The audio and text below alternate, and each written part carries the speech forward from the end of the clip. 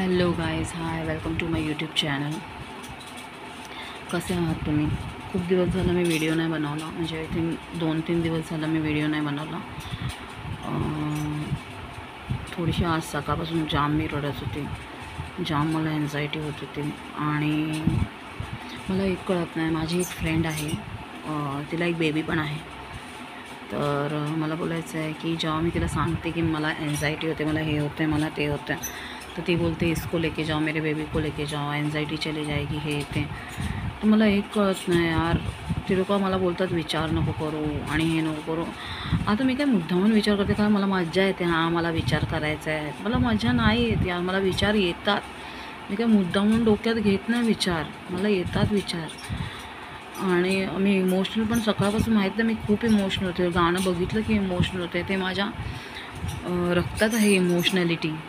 तर मग तिला मी फ़ोन केला ना, तर ती कधी पण बोलते ज़्यादा टेंशन नहीं लेने का, ज़्यादा ये नहीं करने का, ज़्यादा वो नहीं करने का. ठीक आहे, तुम्ही लोक मला समजावतात ज़्यादा टेंशन नहीं लेने का, पण जेव्हा कोण तुम्हाला असं सांगतं की तुम्ही टेन्शन नका घेऊ, तर तुम्ही टेन्शन घेणं सोडून देतात काय सांगा?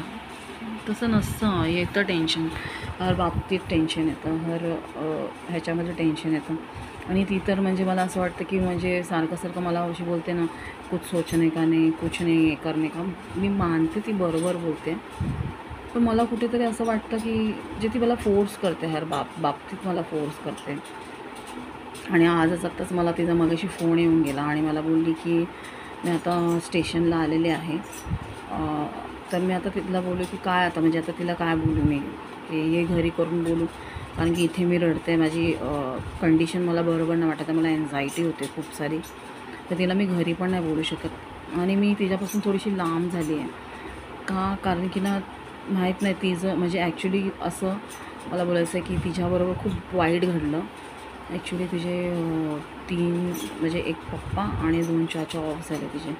त्याच्यानंतर तिची मम्मी पण ऑफ झाली आणि त्यावेळेला मी नव्हते. मी तिचा स्टेटस बघितलेला, पण मला खूप भीती वाटत होती. मला असं कोण मरतं वगैरे ना, त्याचं बघूनच मला कसं तरी वाटतं, म्हणजे ऐकूनच मला कसं तरी वाटतं. म्हणून मी तिच्याशी बोलत नव्हती जास्त का, कारण की मला भीती वाटत होती. तर मी तिचा ॲक्च्युली स्टेटस बघितलेला, ज्याच्यामध्ये तिने लिहिलेलं की तिची मम्मी ऑफ झाली. तर मला ना तिच्याशी बोलायला पण मला कसं तरी वाटत होतं, कारण की मी काय बोलू तिच्याशी, माझं असं झालेलं. आणि ती रडली आणि मला अजून एन्झायटी व्हायला लागली. तर म्हणून मी तिला फ़ोन नाही केला, तिला मेसेज नाही केला आणि मी सगळ्यांपासून लांब गेलेले मोस्टली. कोणाशी बोलत नव्हती, कोणाशी. इवन माझ्या फ्रेंड हिनाला पण मी फ़ोन करत नव्हती आणि मी कधी आत्ता पण फ़ोन नाही करत जर मला एन्झायटी झाली तर असं माझ्यासोबत चाललं आहे. ज्याला एन्झायटी होते त्यालाच माहिती असतं तो काय फेस करतो आहे. आणि त्याला जर सांगितलं की तू विचार नको करू, तू हे नको करू, तू हे ते नको करू, मेडिटेशन करत जा, हे करत जा, ते करत.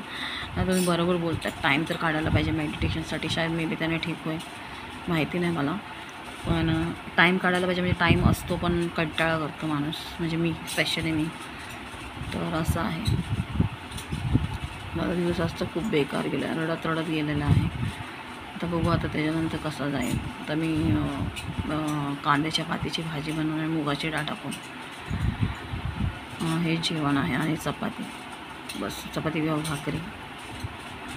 तर हे जेवण जेवणार आणि मग संध्याकाळी क्लासला जाणार. आता मी थोडंसं झोपते, कारण की मी 5 वाजल्यापासून उठलेले आहे. मॉर्निंगला क्लासेस घेतले आणि आता घरी आली, आता थोडं झोपते, मग उठल्यावर जेवण बनवते, मग क्लासला जाते.